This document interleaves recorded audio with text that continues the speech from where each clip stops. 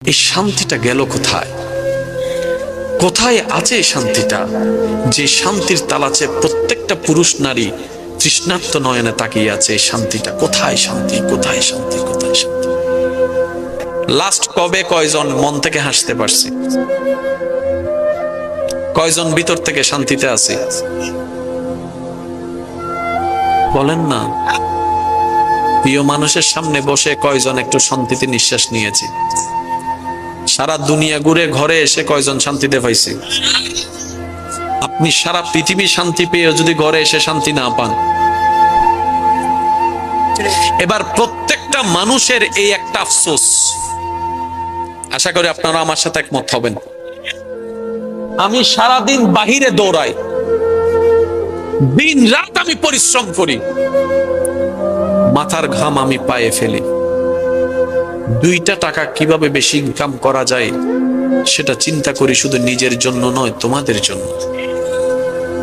অনেক প্রবাসী ভাইয়েরা আছেন দুপুরবেলা ভাত খায় না, ভাতের টাকাটা রেখে দেয় পরিবারকে পাঠানোর জন্য। অনেক ভাইয়েরা আছেন ভাত না খেয়ে কোন রকম একটা বন একটু পানি দিয়ে পেটটাকে লোড করে আবার কাজের মধ্যে লেগে যায়। ওই বাবাকে প্রশ্ন করেন, ওই ভাইকে প্রশ্ন করেন, কেন এত ওভার পরিশ্রম করছেন? প্রত্যেকটা পুরুষ উত্তর দিবে, আমার জন্য নয়, আমার একজনের পরিশ্রমে যে 5 জনের পেট ভরছে তাদের জন্য। আমার একজনের ত্যাগের কারণে 5 জন যে শান্তিতে ঘুমানোর চেষ্টা আমি তাদের জন্য করছি। আমি একজন রোদে শুকাই বৃষ্টিতে ভিজি এই কারণে, যাতে 5 জনের মাথার উপর একটা ছাদ দিতে পারি, শক্ত ছাদ। আমি একজন পরিশ্রম করি, আমার শরীর, আমিও তো একটা মানুষ, আমারও তো শরীরের একটা রথের পাওয়ার আছে, একটা লিমিটেশন আছে। 3 বস্তার উপর তো 4 বস্তা আমি আলগাতে পারি না। কিন্তু মহাজন বলেছে যে যত বস্তা নিয়ে যেতে পারবে তার ইনকামও তত বেশি।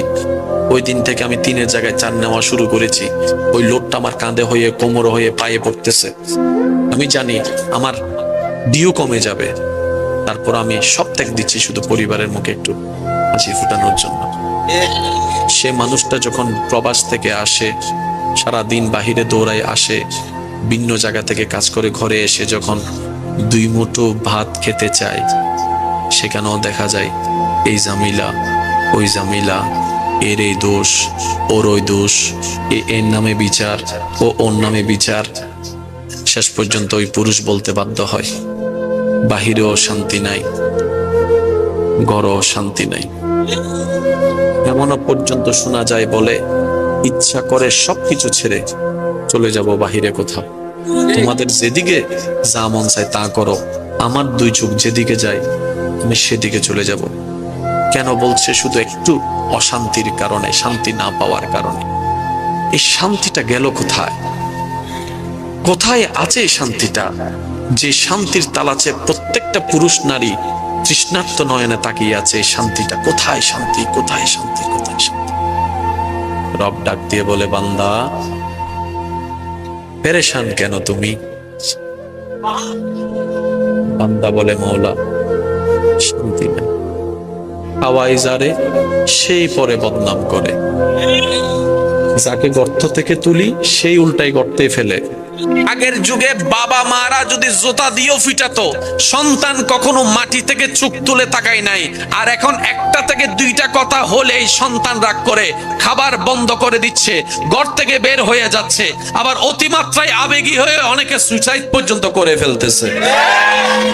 আমি শ্রদ্ধার সাথে মা বাবাদেরকে বলবো, সন্তান অপরাধ করলে, ভুল করলে অবশ্যই আপনি শাসন করবেন, কিন্তু শাসনের ধরনটা যেন সুন্দরভাবে হয়, তার আত্মসম্মানে যেন আঘাত না লাগে।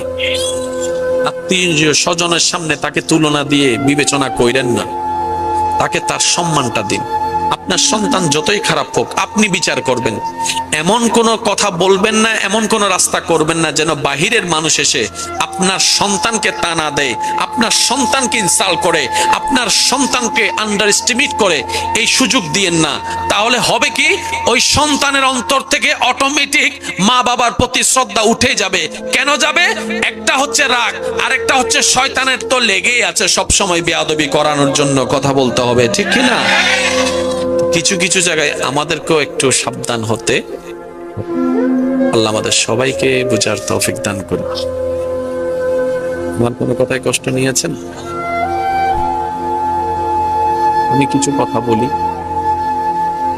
যদি বাঁচার মতো বাঁচার ইচ্ছা থাকে, প্রাণ খুলে প্রাণ ভরে যদি নিঃশ্বাস নিতে ইচ্ছা হয়, তাহলে কথাগুলো আপনার জন্য।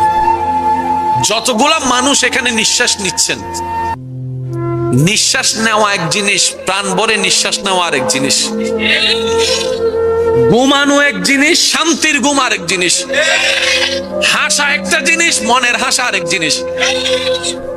আপনি আপনাকে প্রশ্ন করেন, আমি আমাকে প্রশ্ন করি, লাস্ট কবে কয়জন মন থেকে হাসতে পারছি? কয়জন ভিতর থেকে শান্তিতে আছি? বলেন না। প্রিয় মানুষের সামনে বসে কয়জন একটু শান্তিতে নিঃশ্বাস নিয়েছি? সারা দুনিয়া ঘুরে ঘরে এসে কয়জন শান্তিতে পাইছি? আপনি সারা পৃথিবী শান্তি পেয়ে যদি ঘরে এসে শান্তি না পান, এবার প্রত্যেকটা মানুষের এই একটা আফসোস, আশা করি আপনারা আমার সাথে একমত হবেন।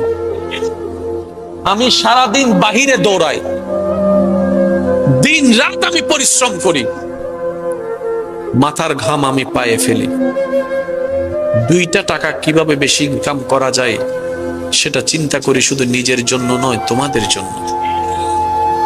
অনেক প্রবাসী ভাইয়েরা আছেন, দুপুরবেলা ভাত খায় না, ভাতের টাকাটা রেখে দেয় পরিবারকে পাঠানোর জন্য।